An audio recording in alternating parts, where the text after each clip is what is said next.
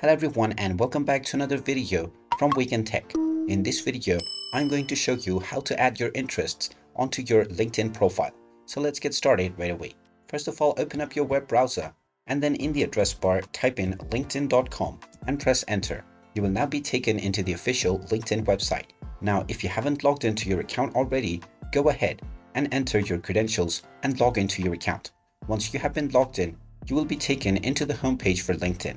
Now, if you wish to add interests onto your profile, you will need to search for these.